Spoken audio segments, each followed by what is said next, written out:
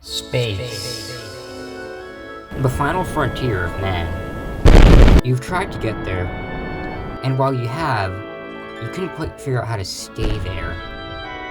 So, in this video, I'm going to teach you how to get into orbit. First things first, we need a rocket. First, we're going to put down our capsule, then a parachute, and finally a heat shield. This will serve as our re-entry capsule and will be the only thing returning back to the ground. We'll put down a stage separator, a fuel tank, and finally, a Colibri engine. By the way, make sure there is a little space between your stage separator and your heat shield, that way they won't be clipping. Next, we're going to copy our stage separator by clicking on it, then clicking on the two squares, and moving the copied stage separator underneath the Colibri engine. Now that our service stage is finished, we'll work on our ascent stage. Place down 3 large fuel tanks on top of each other, and finally, a Hawk engine. And with that, the construction of our rocket is complete. All that's left to do is stage it and roll it out on the launch pad. To open the staging menu, press the button with the number 1 and number 2. And to add a stage, press the plus button right above it. To add parts to a stage, make sure the stage is highlighted, and finally click the desired parts you want to be in the stage. Our first stage will be the Hawk engine, our second stage will be the stage separator, third Colibri engine, fourth stage separator, fifth parachute, and finally the heat shield. Now that our rocket has been staged, all that's left to do is press the launch button and fly it into orbit. Now that we're here, I should probably explain the controls.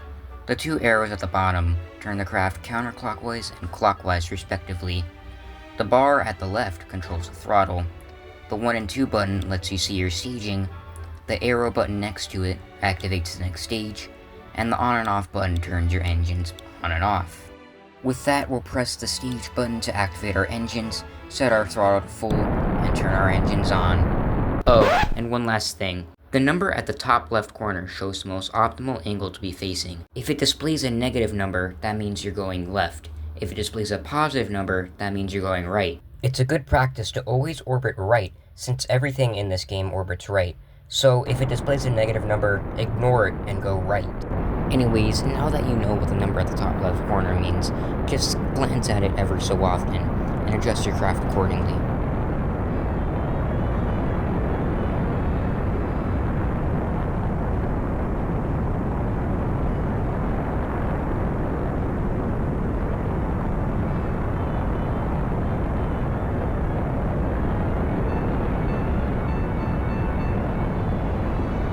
At about 10 kilometers in altitude, you'll start to see temperature gauges at the bottom left. When this happens, set your throttle to about 60%.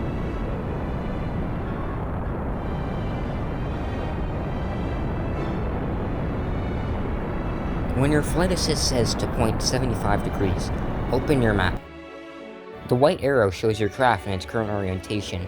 The gray line it's on is your trajectory. The white dot at your highest point is known as your apoapsis. Right now it is within the atmosphere, or this grayish bit here. In order to stay in orbit, we want it to be above the atmosphere. That way, we won't be slowed down by air resistance. At this point, we're going to ignore flight assist and just face forward until our apoapsis is high enough.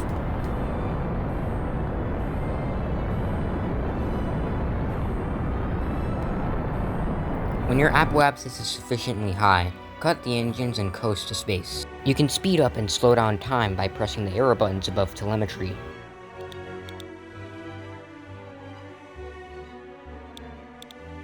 When you're just about to reach apoapsis, turn on your engines. To be in a stable orbit, we want our velocity to be just over 1.6 kilometers per second. When your velocity goes over 1,600 meters per second, turn your engines off and zoom out. If your periapsis, or lowest point of the orbit, is below the atmosphere, keep burning at low throttle. But if it isn't, congratulations, you are in orbit. Before we start talking about different orbital maneuvers, I'd first like to talk about the different orientations you can be in. The white arrow at the bottom of my screen is the prograde marker. It marks the current direction the craft is going. If you turn 180 degrees relative to it, you'd be facing retrograde. Facing 90 degrees inward relative to prograde is radially in, and 180 degrees relative to that is radial out. Facing these directions and burning affects our orbit in different ways. First, we'll see what prograde and retrograde does to our orbit. Activate the next two stages, turn on your engine, and open the map. By burning prograde, we are going the opposite side of our orbit. Keep burning until your apoapsis is at about, we'll say, 1,000 kilometers.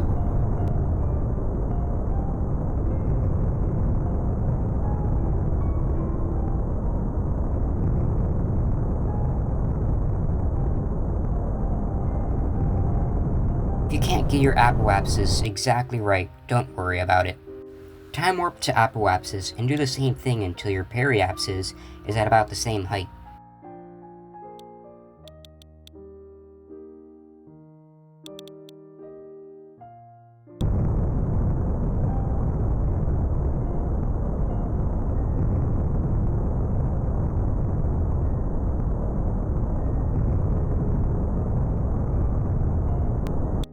So now we know what burning prograde does to our orbit.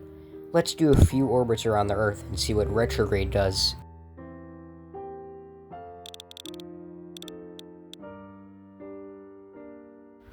When you're ready, burn retrograde. As you can see, burning retrograde does the opposite to our orbit that prograde does. It lowers the outside of our orbit rather than raising it. To go back home, we're going to lower our periapsis until it's within the atmosphere. If you remember what I said earlier, being within the atmosphere causes air resistance. So rather than using all of our fuel to slow down, we're going to use the atmosphere to help us a little bit.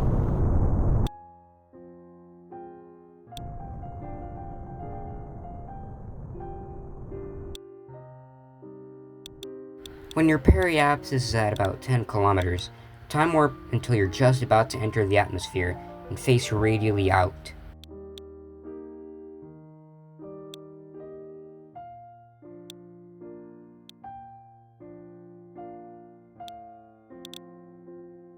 When you're about to enter the atmosphere, activate the next stage and face retrograde to prevent rapid unplanned disassembly.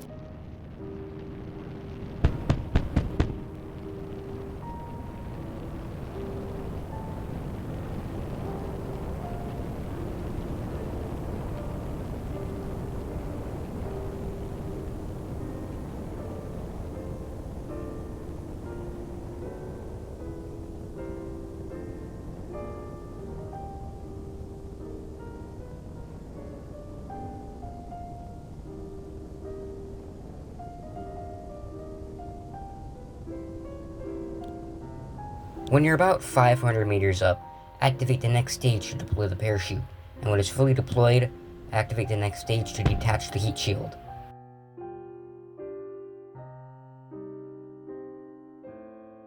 As you softly touch down, you should gain all 6 of the Earth challenges. If not, you probably landed too close to the Space Center to unlock the 100 kilometers downrange challenge. This touchdown also brings this tutorial to an end. If you enjoyed, please like and subscribe, and if you have any recommendations for more tutorials, please let me know in the comments. I also have a small Discord server that you can join if you'd like, if you have any in-depth questions you'd like me to answer.